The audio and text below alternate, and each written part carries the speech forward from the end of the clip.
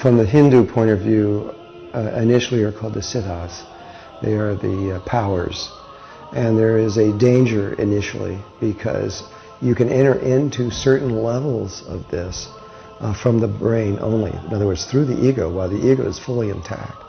And so, and if the person can't get the ego out of the way and the ego takes over, then that's serious because you just lost a huge opportunity.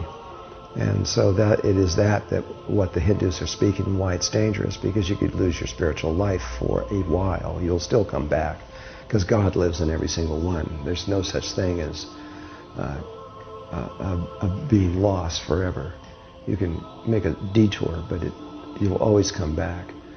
And there's no hell or anything like this. In fact, I don't know if you know this, but the Pope declared that before he died. He actually said it to the world. He said, "I'm sorry, we made up this whole dream about the hell, and there isn't any." And he apologized for doing that. It was just to control people. But the brain can create dreams that are not nice, and in a way, it's kind of true at another level. It can control people, but that's in polarity. Polarity is about to dissolve away. We're not going to have access to it. The reason we won't have access to it is because in order for polarity to exist, there has to be an electromagnetic grid around the Earth. And that grid is about to be taken away from the planet. And the only access you will have is to the old way, which is unity, which is what the indigenous people are on, or the new way, which is also a higher level of unity grid. You're going to be in one of those two, because there's not going to be one in the middle. And so once that other grid is dropped, which is soon, we're waiting for all the indigenous people to tell us when this will be. But when that happens, the world is only going to move forward in a positive and beautiful way. Negativity will be a memory. That's about all. I know I'm kind of stepping out there in a way because I'm predicting things that are pretty outrageous, but my teachers all over the world and the indigenous people I work with, they're all in unison at this moment. They all say, do it, say it, go for it, because this is going to happen. And so I believe it. Gaia can do anything, really. And she shows this to many of the people that she feels are okay to show it to. And I've watched her do things. I know she is conscious and she is fully aware of every single last tiny detail on Earth. And she is going to make changes.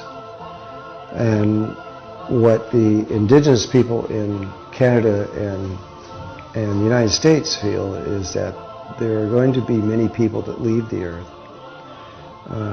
It's not a bad thing. It's just that they are going to, their spirits are going to move into an area of space, time, and dimension where it is more familiar for them to make the kind of changes we're going to go. In other words, they're going home because they came from there before. But who are left over, and it's not a lot of people really, as they kind of project to me. It's still hundreds and hundreds of millions of people, but it's not 6.5 billion. And the people that are left over, they link in their hearts, they become one living being. And they actually say that we turn the Earth into a spaceship and we fly it into a new way of being. From Melchizedek consciousness, the orbit changes of the planet, and it alters the way that we perceive the reality. We've been changing orbit since 1972. I know there's a lot of concerns by people over rapid change. They're worried that they won't have food and water and all these kinds of things, or they'll be just killed by disasters, etc.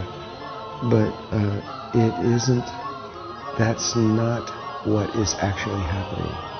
It is a transformation in consciousness, planetary-wise. That it's actually everywhere.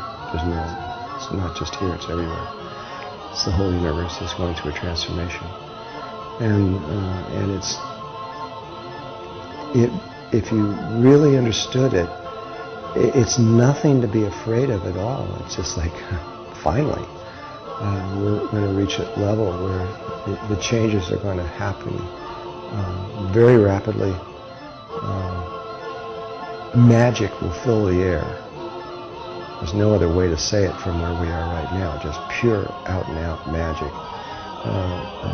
If Mother Earth doesn't want you to leave and to be part of the new place, you couldn't do anything to leave, no matter what you did, because she would make sure that you are not harmed.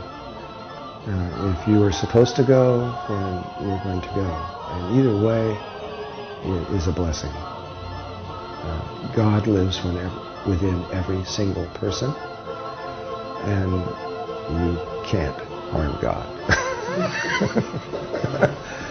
And so it's just we're stepping into a way of being that is so alien to our way of thinking for the last 13,000 years. We've been in polarity consciousness for a long time. And and in polarity consciousness, you're on your own. You have to protect yourself. You have to do everything. It's not about any of those kinds of things. It's just about transformation. Once we get into this transformation and the remembering process clicks in and we go, oh yeah, I remember now. We have to understand that, like I started to say a little while ago, all of life is one. It's totally interconnected. It supports each other. Just within the galaxy, it's like a living being. There's areas that are the heart, that are the liver, the kidneys. They do functions. They work. We do this for you, and it's a flow of energy. And there's nobody out there trying to kill each other. There's little tiny bits of things where they're going through transformation and they don't really understand yet. But 99.9 with about 1,000 nines after it are there to support each other.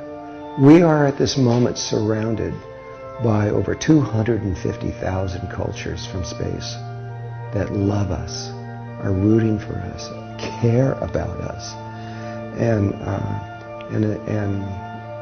at the right moment we're going to see them, and we're going to know that the world is not out to get us. It just isn't that way. And we're going to realize that there really is a lot more to life than we ever dreamed of. And it's going to be an amazing revelation.